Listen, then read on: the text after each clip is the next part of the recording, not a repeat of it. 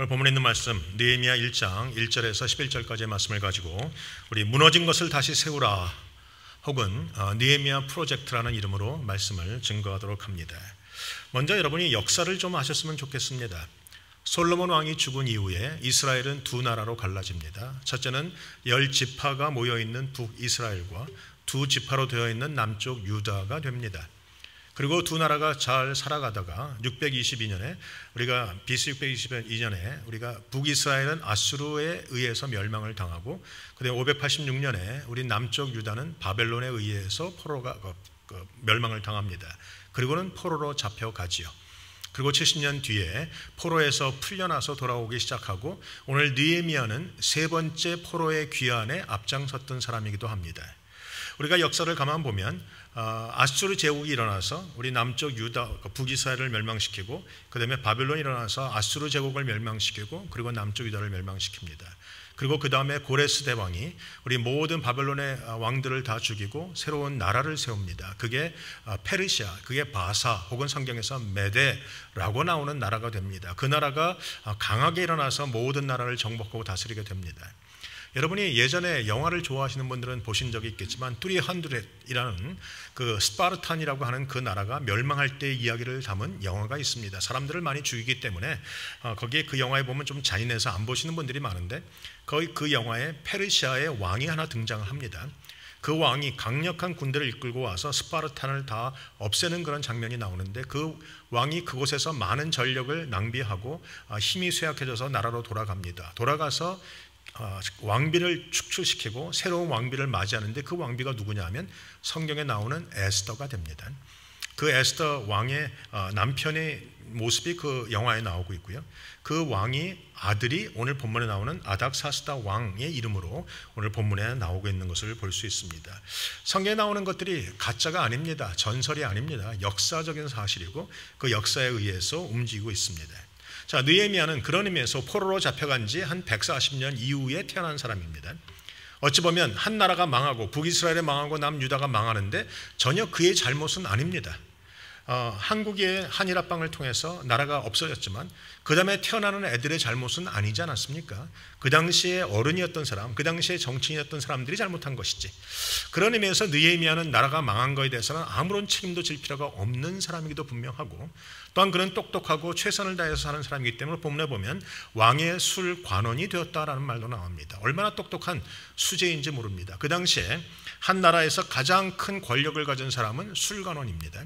왜냐하면 왕이 신뢰하기 때문에 바로 옆에 두고 있는 사람이에요. 술관원이 뭐냐 하면 쉽게 얘기하면 왕이 술을 먹고 싶을 때 술을 갖다가 술을 전해주고 같이 왕의 말 친구가 되어주는 사람입니다. 술을 마시고 죽을 수도 있기 때문에 독을 타지 않도록 가장 신뢰하는 사람을 옆에 세우고 내가 술 취했을 때 나를 해코지하지 않도록 분명히 믿을 수 있는 사람을 세우는 사람이 술관원이에요.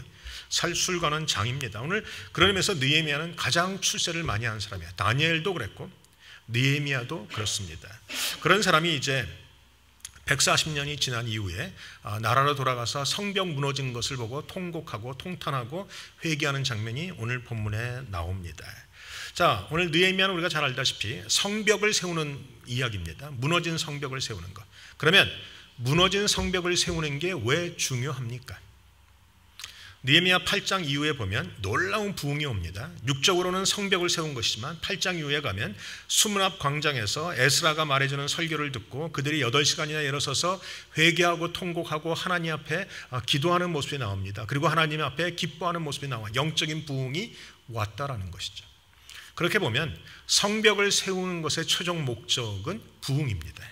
저는 오늘부터 담임 목사의 취임식을 받은 오늘부터 저는 느헤미야서를 여러분과 함께 보기를 원합니다. 왜냐하면 우리에게도 무너진 곳이 있습니다. 교회에도 무너진 곳이 있고 가정에도 무너진 곳이 있어요. 개인적으로나 교회적으로나 하나님이 기뻐하지 않는 모습도 있고 우리가 잘못한 부분들도 분명히 있을 것입니다. 우리가 이것들을 바로 세워야 합니다. 무너진 것을 세우면 부흥은 옵니다. 하나님이 부어주시는 방법은 하나님의 방법만 따라가시면 돼. 하나님의 부흥은 하나님의 방법대로 온다라는 겁니다. 그래서 오늘 여러분과 함께 오늘 성벽 세우기, 무너진 성벽을 다시 세우라라는 제목으로 오늘 하나님 말씀을 같이 나누도록 합니다. 오늘 본문에 보면 아닥사스다 왕 제20년 기슬월, 아까 말한 것처럼 에스더 왕 남편의 아들이 이제 왕이 되어서 있는 것입니다. 오늘 본문에 보면 1절부터 4절까지의 말씀에 보면 느헤미야라는 사람이 나옵니다. 느헤미야의 이름이 뭐냐 하면 원어적인 의미는 하나님이 위로하신다입니다. 하나님은 어려운 순간마다 하나님의 위로자들을 보내십니다. 지금 이 이스라엘이 망했다가 포로로 잡혀갔다가 70년 만에 돌아와서 많은 사람들이 이미 이스라엘 땅에 들어와는 있습니다. 그러나 그들이 성전을 건축하면서 많은 어려움을 겪었어요. 성전을 건축하고 나니까 부흥이 올 줄 알았는데 부흥이 오지 않습니다. 눈에 보이는 건물은 섰는데 아직도 하나님의 백성 가운데 하나님의 영광이 임하지 않게 됩니다. 그래서 그들이 고민을 하고 먹고 살기 힘들다 보니까 이방인들과 타협을 해서 살아갑니다. 성벽이 없다 보니까 이방인들도 그냥 성에 예루살렘 성에 들어오고 막 들어옵니다. 거룩한 것과 거룩하지 않은 것이 섞여 있다는 것이죠. 하나님의 부흥은 거룩한 백성 가운데 임하게 됩니다. 하나님의 백성이 세상적인 마음과 하나님 안에 있는 믿음을 막 혼동해서 갖고 있으면 부흥은 오지 않습니다. 하나님의 부흥은 반드시 믿음이 있는 곳에, 반드시 거룩한 곳에 온다는 거죠. 여러분의 가정에도, 여러분의 자녀 간에도, 여러분의 섬기는 교회 안에도 무너진 곳이 있는 것을 보셔야 합니다. 많은 사람들은 무너졌다는 얘기를 들었지만 오늘 본문에도 보면 수없이 많은 사람들이 무너졌다는 얘기를 들었어요. 성벽이 무너졌다, 예루살렘 성에 성벽이 없다, 사람들은 오고 간다, 장사치들이 왔다 갔다 한다, 거룩한 자들과 거룩하지 않은 자들이 섞여 산다는 말을 들었지만 누구 하나 마음이 아파하는 사람들이 없었습니다. 그런데 느헤미야가 아파하기 시작합니다. 저는 성경 말씀을 준비하면서 우리 자녀들 혹은 여러분의 자녀들도 모두 느헤미야 같은 사람이 되기를 축원합니다. 우리 자녀들이 이 땅에 살아갈 때 사실은 무슨 상관이 있겠습니까? 우리 자녀들 이미 미국 사람 다 된 자녀들 아닙니까? 우리가 자녀들을 놓고 1.5세, 2세들을 놓고 뭐라고 부르는지 아십니까? 바나나라고 부릅니다. 겉에는 노란데 바나나를 까보면 안에는 하얗습니다. 여러분, 우리의 자녀들의 모습은 우리의 모습이지만 사실은 안에는 백인들과 똑같아. 미국 사람과 똑같은 모습으로 살아가는 거죠. 우리 자녀들이 그렇게 살아가면 소망이 없습니다. 그들 안에 믿음이라는 것이 들어가 있어야 되고 끝까지 한국 사람이라는 그 자긍심과 더군다나 더 나아가서 믿는 자라는 성도라는 자긍심을 가지고 이 땅을 바꾸며 살아나가야 되죠. 여러분, 느헤미야서 공부하면서 여러분의 자녀들이 느헤미야 같은 사람이 되기를 기도하시길 부탁합니다. 어려운 순간마다 하나님은 느헤미야를 세우십니다. 하나님의 위로자를 세우십니다. 제가 이 말씀을 공부하면서 제가 그런 마음을 가졌어요. 하나님, 나도 성광교회의 느헤미야가 되고 싶습니다. 하나님의 백성을 위로하는 자로, 하나님의 무너진 성벽을 다시 세우는 자로, 그래서 하나님 부으시는 부흥의 임하게 하는 자로 하나님 내가 쓰기를 원합니다. 제가 기도했더니 하나님이 너만이 아니라 다른 많은 사람들을 내가 느헤미야로 이미 세웠다 그러시더라고요. 그리고 돌아보니까 그래, 우리 사랑하는 권사님들, 사랑하는 장로님들, 이미 하나님이 무너져갔던 많은 어려움을 겪는 교회지만 여전히 위로자들로 세우신 분들이 계세요. 여러분의 마음이 하나만 되면 됩니다. 마음이 흩어지지 마시고 하나가 되어서 하나님의 교회를 세우리라, 하나님이 주시는 부흥을 우리가 경험하리라는 마음을 가지고 계시면 반드시 부흥은 오게 되어 있습니다. 오늘 본문에 보면 우리 사람들의 이름이 쭉 나옵니다. 느헤미야 1절에 보면 하가랴의 아들 느헤미야라는 이름이 나오죠. 느헤미야의 아버지가 누군가는 나왔는데 하가랴라는 이름의 뜻은 재미있게도 어두움이란 뜻입니다. 아버지의 이름은 어두움인데 아들의 이름은 하나님이 위로하신다 했어요. 아버지의 이름은 그 당시에 이스라엘 백성들의 영적인 상태를 말합니다. 어둡습니다. 어둠입니다. 흑암입니다. 그런데 하나님이 거기서 한 사람을 세워서 다른 모든 것들을 집어주신다는 것이, 저는 늘 믿는 것은 하나님의 역사는 단 한 사람을 통해서 옵니다. 하나님의 역사는 수없이 많은 사람이 있는 것이 아니라 한 명이 제대로 믿으면, 한 명이 바로 믿으면 역사가 와요. 여러분의 가정 안에 하나님의 은혜가 있기를 원하십니까? 축복이 있기를 원하십니까? 여러분이 바로 믿으면 됩니다. 엄마가, 아빠가 믿음 안에 바로 서 있으면 하나님의 부흥이 옵니다. 교회 안에도 한 명이 바로 서 있으면 하나님의 부흥이 온다라는 사실이죠. 저는 여러분과 저와 함께 이 어두운 시대 하나님의 빛으로, 하나님의 위로로 이 땅을 바꿔나가는 그런 자가 되기를 원합니다. 옆 사람이 한번 고백하세요. 당신은 하나님의 위로자입니다. 하나님의 위로자들은요, 반드시 영안이 열려 있어야 합니다. 아까도 말했지만 다른 많은 사람들은 성벽이 무너진 것을 보면서도 덤덤했어요. 그냥 나 먹고 사는데 지장 없으면 괜찮지. 근데 느헤미야는 분명히 그것을 보고 마음이 아파합니다. 본문에 보면 그가 하늘을 향해서 기도하는 내용이 나옵니다. 하나님, 내 기도를 들으시옵소서. 내가 범죄하고 내가 회개하고. 여러분, 이건 영적인 분별력에 열린 사람들이에요. 여러분은 열려 있으십니까? 우리 교회가 이제 모든 것들이 다 무너져 있는 상태와 같지 않습니까? 기분이 나쁘시겠지만 어쩔 수 없는 현실입니다.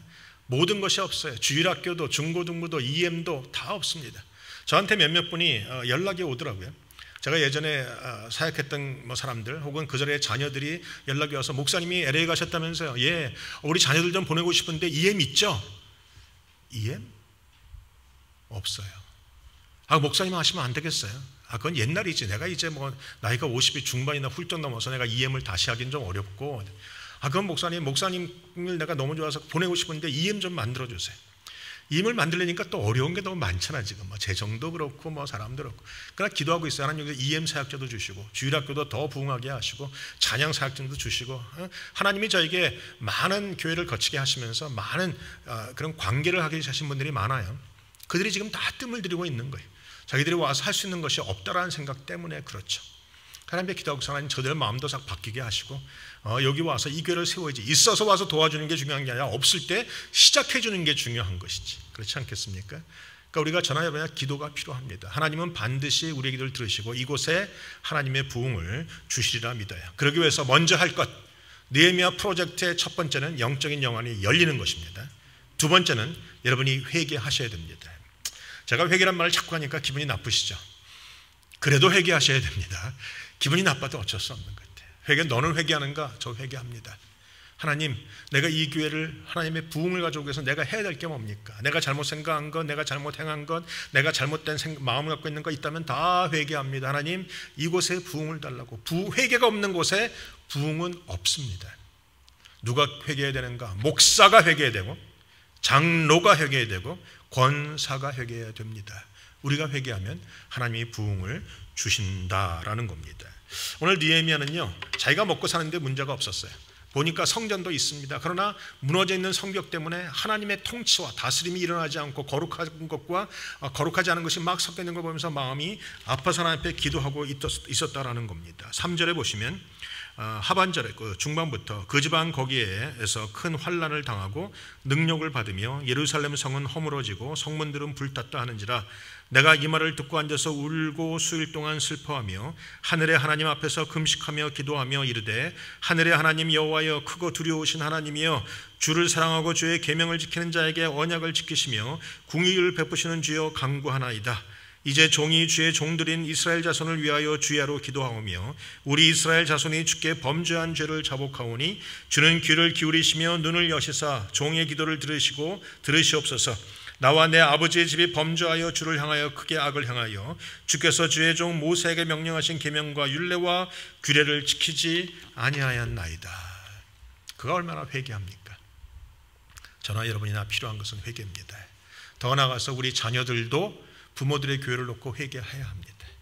제가 뉴욕에 있을 때 TV 방송에 잠깐 나갔던 적이 있습니다. 그때 제가 뉴욕에서 EM을 맡고 있었는데 EM 사역자들을 불러서 TV 방송에서 저녁마다 그 2시간 정도 할애해서 저를 하더라고요. 제가 첫 번째 게스트로 출연을 했습니다. 한국 교회 안에 EM을 담당하고 있는 목사를 불렀는데 저를 첫 번째로 불렀어요. 저희 EM만 해도 한 150명, 200명이 됐으니까. 가서 하니까 물어봅니다. EM이 안 되는 이유가 뭡니까? EM이 줄어드는 이유가 뭡니까? 1세들과 2세들의 문제가 뭡니까를 제가 저한테 제가 다 설명을 해줬더니 그 아나운서가 끝나자마자 저를 찾아왔더라고요. 거기 방송 부장이라는 분과 와서 목사님이 말을 너무 잘하니까 목사님이 이거 하세요. 그래서 제가 6개월 동안 방송에서 내가 앵커를 담당했어요. EM을 맡아가지고 EM 그 프로를 맡아가지고 그래서 많은 EM 사역자들 불러다가 영어도 얘기하고 한국말도 물어봤습니다. 그랬더니 2세들 안에 마음속에 상처들이 많아요. 2세들이 1세 교회를 갈까요? 안 갑니다. 절대로 안 갑니다. 자기네끼리 모여서 2세 교회나 혹은 에이시안 철치는 해도 한국 교회는 안 가요. 보니까 상처가 많더라고요. 제가 그래서 그런 얘기를 했어요. 우리 1세들인 우리가 잘못했다. 회개하자. 하고 제가 모아놓고 한번 회개 기도를 내가 하고 무릎을 꿇었던 적도 있습니다. 우리가 회개해야 합니다. 2세들이 교회를 다 떠나간 것은 1세들의 책임입니다. 우리가 회개하고 하나님 앞에 기도할 때 하나님이 그들을 돌아오게 하시고 우리의 교회가 앞으로도 미래가 있게 되리라 믿습니다. 여러분 지금은 한국 교회가 이렇게 부흥하고 크지만 많은 교회당을 짓지만 20년 뒤에는 어떻게 될 것 같습니까? 20년 뒤에도 저 교회당을 유지할 수 있을까요? 30년 뒤에는요. 여러분들이 세상을 다 떠나고 나면 2세들이 한국 1세들 교회에 와서 이것을 갖다 크게 부흥시킬 것 같습니까? 참 어려운 이야기입니다. 그래서 우리가 회개하고 하나님 앞에 엎드려야 되는 것이죠. 느헤미야는 그것을 본 사람입니다. 저는 기도하는 것을 이런 기도를 해요. 하나님, 우리의 자녀 2세들도 1세들의 무너진 교회를 보면서 아파하게 하시옵소서. 마음속에 아파함이 들고 마음속에 괴로움이 들어서 1세 교회를 놓고 같이 회개하고 기도하게 하시옵소서. 포로로 잡혀간 지 4세, 5세 만에 태어난 느헤미야는 자기 잘못도 아닌데 나와 아버지의 집이 범죄했다고 회개하고 있단 말이죠. 이건 놀라운 사실이에요. 그 회개가 있었기 때문에 하나님이 놀랍게 역사하신 겁니다. 회개가 있으면 부흥이 있습니다. 1세가 회개하고 2세가 회개하고 3세가 회개하고 우리가 다 회개할 때 하나님의 놀라운 역사가 있게 되리라 믿습니다. 느헤미야는 먼저 회개했고 두 번째 기도하기 시작했어요. 자, 회개가 있으면 부흥이 있습니다. 두 번째로 기도가 있으면 부흥이 있습니다. 오늘 느헤미야는요, 자기가 하나님 앞에서 사람들을 모아놓고 자, 내가 할 수 있다라고 말한 사람이 아닙니다. 하나님 도와주시옵소서. 여러분 기도하십니까? 하나님은 반드시 성황교회에 부흥을 주실 것이에요. 제가 얼마 전에 막 기도를 해서 하나님, 성황교회가 부흥해야 되는데 이렇게 부흥하기가 힘듭니까? 왜 사람들이 이렇게 움직이지도 않고 사람들의 마음이 하나님을 향해서 이렇게 막 모아지지도 않고 더 나아가 사람들이 오지도 않고 막 기도하는데 하나님이 저한테 딱 보여주신 것이 있어요. 오해는 하지 마세요. 환상이라는 것보다는 그냥 제 생각 속에 있었던 거라고 하면 좀 편하실 거예요. 어떤 그릇 하나가 이렇게 보여지는데 그 그릇에 물이 이렇게 부어집니다. 근데 그 그릇에 물이 이렇게 차올라가는 항아리 같은 그릇인데 투명한 것이었어요. 이렇게 물이 차올라가는데 물이 한 3분의 1쯤 차고 아직 차지 않습니다. 하나님, 저게 뭡니까? 기도가 더 필요하다라는 거죠. 제가 보기에, 제가 믿기에 하나님 나에게 보신 그 환상 가운데 그 물이 아구까지 꽉 차면 부흥이 올 것입니다. 그날까지 여러분은 기도하셔야 합니다. 하나님, 교회를 위해서 기도합니다. 이곳에 하나님의 은혜가, 능력이, 은총이 있게 달라고 기도하시면 이 기도가 꽉 찼을 때 하나님은 폭발적인 부흥이 올 것이. 저는 분명히 하나님이 보이신 것이 있어요. 저희가 부흥할 때는요, 폭발적으로 부흥할 겁니다. 그날까지 저희가 막 헤맬 수도 있겠지만 어느 순간인가 어떤 시점에 딱 도달하면 하나님이 그때부터는 문을 활짝 열어주실 것이에요. 그때까지 인내하셔야 합니다. 그때까지 기도하셔야 합니다. 그때까지 회개하고 있어야 되는 것이죠. 여러분이 제가 다 마음에 안 들 수도 있어요. 바꾸기 하면 저도 여러분이 다 마음에 안 들 수도 있습니다. 그러나 우리가 서로 마음에 들어서 교회를 하고 있는 사람이 아닙니다. 하나님이 오라고 하셨으니까, 가라고 하셨으니까, 섬기라고 했으니까 그 말씀 붙잡고 있는 거예요. 좀 마음이 다르고 좀 불편한 것들은 다 내려놓으시면 됩니다. 거꾸로 회개하고 기도하시면 됩니다. 저 사람 왜 저래? 하지 말고 하나님, 내가 회개합니다라고 기도하시고 기도하시면 하나님이 반드시 채워주시는 것이죠. 느헤미야가 먼저 한 것은 기도입니다. 그가 기도했던 그 기도의 대상을 보면 오늘 본문에 보면 하늘에 계신 우리 아버지께 기도하고 있는 것을 우리가 볼 수 있습니다. 5절 이르되 하늘의 하나님 여호와여, 크고 두려우신 하나님이여, 주를 사랑하고 주의 계명을 지키는 자에게 언약을 지키시며 궁의를 베푸시는 주여 간구하나이다. 뒤에도 보시면 그 백성 9절에 보시면 너희 쫓긴 자가 하늘 끝에 있을지라도 내가 거기서부터 그들을 모아 내 이름을 두려고 택한 곳에 돌아오게 하리라 하신 말씀을 이제 청하건대 기억하소서. 자, 느헤미야는 하늘에 계신 하나님께 기도했고 어떻게 기도하는가? 언약을 붙잡고 기도했습니다. 하나님, 약속하셨지 않습니까? 우리 백성을 살려주신다고 약속하시지 않았습니까? 저 그렇게 기도하고 있어요. 하나님, 내가 이곳에 올 때 하나님 나에게 이 성황교회를 회복시켜준다고 약속하지 않으셨습니까? 그거 회복 주셔야죠. 내가 잘하건 못하건 내 능력이 있건 없건 성도들이 협력하건 협력하지 않건 사람이 있건 없건 상관없이 하나님의 약속이 이루어질지어다 제가 기도하고 있는 것이죠. 여러분도 약속이 중요합니다. 제가 자녀를 키워보니까 가장 힘든 게 약속해놓고 안 지킬 때가 힘들어요. 제가 사주겠다고 안 지키면 아이들이 뭐라고 할까요? You promised me. You told me that you're gonna buy this. 꼭 나에게 따져요. 그러면 거기에 내가 꼼짝 못해. 약속했으니까. 하나님도 우리에게 약속하셨어요. 내가 부흥을 주겠다. 내가 살려주겠다. 내가 다시 한번 하나님의 영광을 주겠다고 하신 그 약속 붙잡고 오늘도 기도하시면 우리 성광교회가 하나님의 부흥 가운데 들어가리라 믿습니다. 기도의 대상을 반드시 알아야 됩니다. 우리 하나님은 하늘에 계신 하나님입니다. 다시 말하면 다스리시는 하나님이란 말입니다. 그 하나님은 궁의를 주시는 하나님입니다. 오늘 본문에 말하기를 궁의를 베푸시는 주여. 궁의는 우리를 불쌍히 여기신다는 겁니다. 자격이 없는 자에게 사랑을 베푸시는 하나님이십니다. 따지고 보면 저나 여러분이나 자격이 있습니까? 자격 없다고 저는 생각합니다. 여러분은 모르겠습니다. 저는 그렇습니다. 어떤 분이 그러더라고요. 목사님은 참 대단하네요. 뭐 1세인데 영어를 잘하고 EM 목회도 했고 청년부도 했고 선교도 했고 뭐 큰 교회만 있었고 참 대단하시네요. 제가 가만 생각하면서 대단한 건 없어요. 아니 목사님 잘하시지 않습니까? 제가 까놓고 그랬어요. 잘했으면 한 교회에 있었겠지. 안 그럴까요? 제가 정말 잘했으면 한 교회에서 40년 있다가 은퇴했겠지. 옮겨 다닌다는 건 뭐예요? 저의 부족함 때문이에요. 물론 하나님이 떠나라고 하시니까 저는 떠났어요. 뭐 붙잡을 거 많이 붙잡아도 저는 떠났고 사람들이 뭐 매달려도 저는 떠난 적이 여러 번이에요. 하나님이 가라고 하시니까 갔죠. 왜? 교회는 내게 아니라는 생각이 분명히 있으니까. 그러나 또 따지고 보면 여전히 부족하고 잘못하니까 떠나게 된 것이고 다니게 되는 것이라는 것도 솔직히 까놓고 얘기하면 맞는 말인 것 같아요. 그러면서 하나님 난 부족합니다. 하나님 난 부족합니다. 그러나 부족하기 때문에 하나님의 궁유를 구합니다. 하나님 궁유를 주시옵소서. 사랑하는 성도 여러분, 여러분도 하나님 앞에 별반 내세울 것이 없다면 궁율만을 구하시면 됩니다. 하나님 내 가정, 내 자녀, 하나님 내 교회 궁율을 베푸시옵소서. 하나님의 궁율하심이 임하면 되는 것이죠. 우리가 잘 알고 있는 것처럼 동방교회의 기도는 그것입니다. 서방교회는 우리 캐톨릭을 중심으로 하는 그 교회이고 동방교회는 동방정교회가 중심이 됩니다. 서방교회에서는 주기도문을 외우죠. 하늘에 계신 우리 아버지여 이름이 거룩히 여김을 받으시며 그렇게. 동방교회도 똑같은 기도를 하는데 주기도문을 안 하고 거기는 예수님의 기도라는 것이 따로 있어요.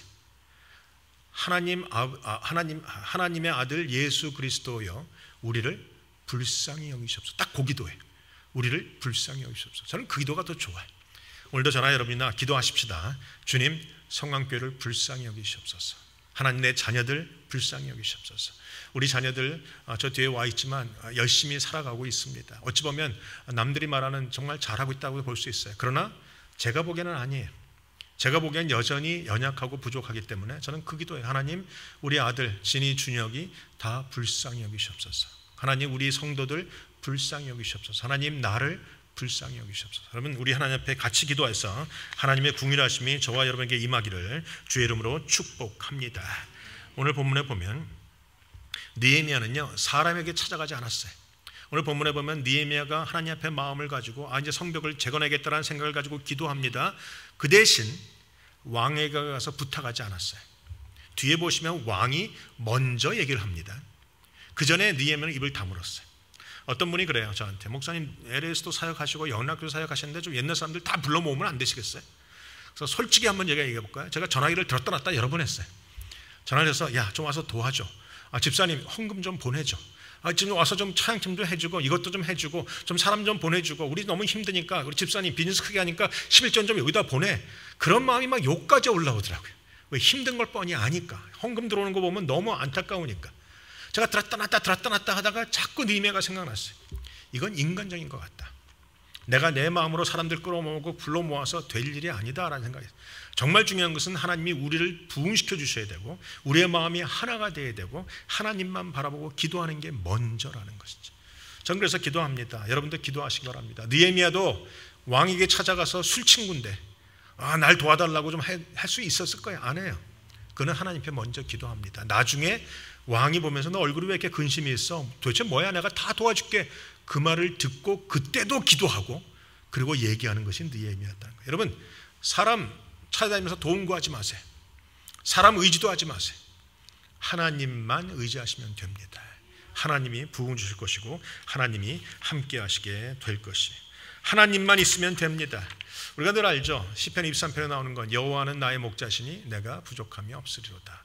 이것만 알고 계시면 돼요. 우리 성강교회에 무엇이 필요합니까? 하나님만 필요합니다.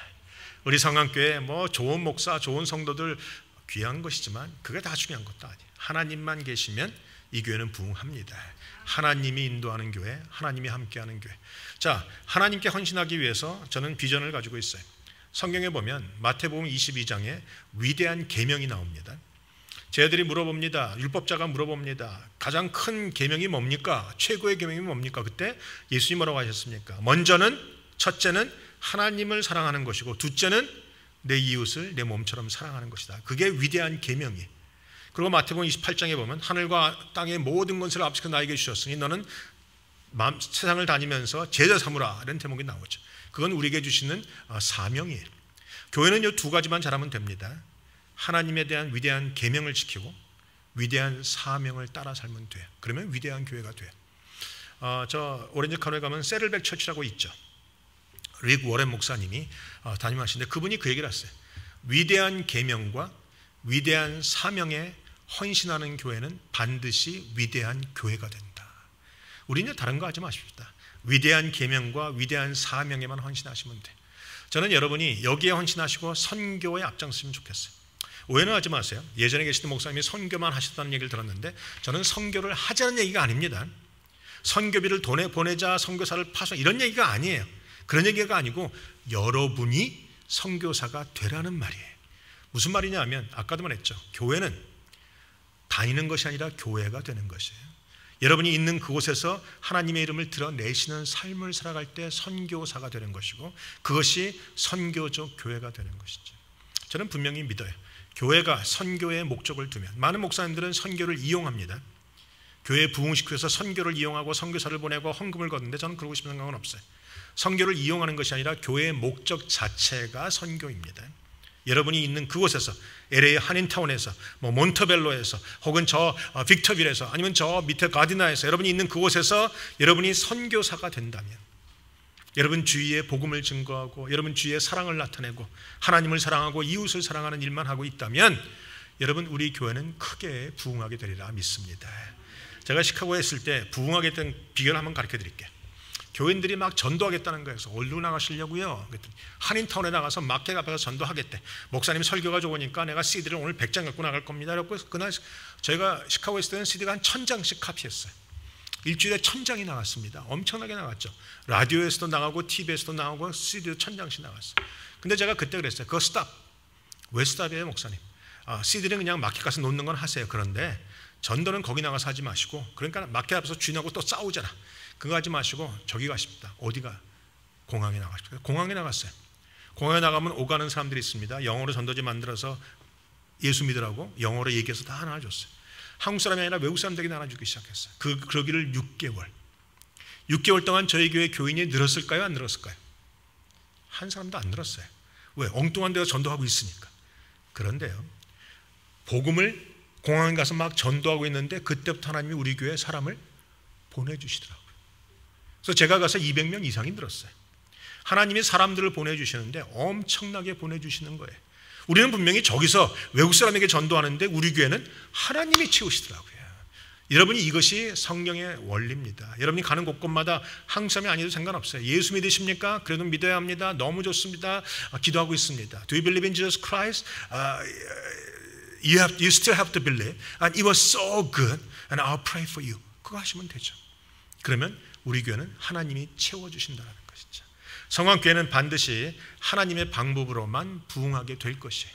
꼭 기도하시고 믿으시고 오늘도 복음을 증거하는 그런 자가 되길 원합니다. 한 가지 주의하실 것은 느헤미야 프로젝트에서 회개하라, 기도하라, 복음을 전하라인데 기도할 때 다른 사람을 자꾸 놓고 기도하지 마세요. 하나님 우리 교회 목사님이 바뀌게 해주세요. 하나님 우리 교회 장로님이 바뀌게 해주세요. 아니 누가 바뀌어야 됩니까? 내가 바뀌는 거예요.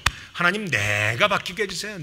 나만 바뀌면 돼요. 목사가 어떻든지 장로가 어떻든지 중요한 건 나니까 나만 바뀌게 해달라고 기도하시면 내가 바뀌면 다 바뀌게 되어 있어요. 제가 여러분들 한번 말씀을 드렸어요. 어떤 사람이 20대 때 이런 꿈을 가졌습니다. 내가 세상을 바꾸고 싶다. 그런데 나이가 60이 돼서 보니까 세상이 바뀌지 않았어요. 30이 됐을 때 결혼하고 나서 꿈을 가졌어요. 내가 우리 가정을 바꾸겠다. 나이가 60이 돼서 보니까 가정도 안 바뀌었어요. 60이 돼서 뒤돌아보니까 한 가지를 깨달아 합니다. 사람을 바꾸려고 할 것이 아니라 나만 바뀌었으면 내 가정도 바뀌고 세상도 바뀌었을 텐데 내가 안 바뀌었기 때문에 가정도 안 바뀌고 세상도 안 바뀐 거예요. 사랑하는 성도 여러분, 저나 여러분이나 변화되시기 바랍니다. 오늘보다 다음 주에 또 새로운 사람으로 변화가 되고 또 더 하나님 앞에 가까이 가는 일을 하기 시작한다면 반드시 교회는 부흥을 하나님이 더하십니다. 이 세상도 바뀌게 되리라 믿습니다. 오늘 본문에 보면 그가 하나님의 약속을 붙들고 기도하고 회개하는 근거도 말씀이었습니다. 우리가 하나님의 말씀을 붙잡고 살지 못했습니다는 것을 회개한 것이죠. 회개하는 원리가 그래. 마지막으로 그는 하나님의 은혜를 구합니다. 부흥은요 은혜의 결과입니다. 노력의 결과가 아니에요. 여러분 중에 그런 분이 계실 거예요. 목사님 내가 예전에 CD도 많이 나눠줬는데 좀 마켓도 나가고 뭐 하고 싶다. 근데 이제 그것은 예전이고 지금은 이미 여러분의 육신이 약해졌어요. 예전에 60대 때는 하셨는데 지금 80대 때도 나가서 할 수 있으시겠습니까? 이제는 힘들어요. 그러면 어떻게 합니까? 부흥은요, 노력의 결과가 아니라 하나님의 은혜의 결과일 뿐이에요. 은혜만 구하시면 하나님이 부어주십니다. 물론 우리가 전화도 하고 전도도 하지만 인간적인 노력으로는 안 된다는 것을 말씀을 드리고 있는 것이죠. 사랑하는 성도 여러분, 저희는 오늘 취임패를 받은 이날 이제부터 아마 한 10주 이상 느헤미야를 같이 공부할 겁니다. 느헤미야가 어떻게 성벽을 세웠는가, 성벽을 세우고 나서 어떻게 하나님이 주시는 부흥이 임했는가, 우리가 그 원리들을 배우면서 느헤미야 프로젝트를 시작하고 우리가 원리에 따라서 오늘은 회개하라, 기도하라입니다. 그리고 복음을 증거하라입니다. 여러분의 삶 속에 이것을 붙잡고 오늘 이번 한 주는 이거 하시고 다음 주에 또 제가 새로운 것을 말씀드리니까 그거 하시고 우리 10주 동안 하나님의 부흥을 담는 교회가 되시길 주의 이름으로 축복합니다. 기도하시겠습니다.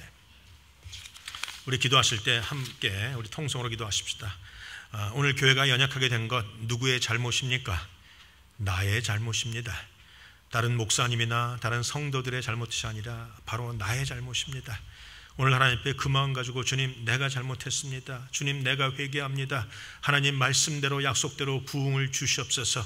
하나님의 은혜를 구합니다. 하나님 나를 변화시켜 주시옵소서. 바로 이 기도를 함께 드리기 원합니다. 같이 기도하시겠습니다. 아버지 하나님 감사합니다. 오늘도 우리 함께하는 성도들을 축복합니다. 오늘부터 느헤미야 프로젝트를 시작합니다. 느헤미야에 있는 대로 회개하라면 회개하게 하시고 믿으라면 믿게 하시고 약속을 붙들라면 붙들게 하시고 하나님의 궁유를 구하라면 구할 수 있는 자가 되게 하셔서 우리가 느헤미야서를 끝나면서 하나님의 부흥이 시작될 수 있도록 축복하여 주시옵소서. 하나님 무엇보다도 나를 변화시키시옵소서. 각자가 자기를 위해서 기도하게 하시되 특별히 교회를 맡겨주신 목사인 내가 변화되게 하시고 내가 먼저 회개하게 하시고 내가 하나님의 궁유를 먼저 구하는 자가 되게 하셔서 오직 하나님의 뜻이 하늘에서 이루어진 것처럼 이 땅 안에 이루어지는 아름다운 교회가 되도록 축복하여 주시옵소서. 감사합니다. 주님, 예수님의 이름으로 기도합니다.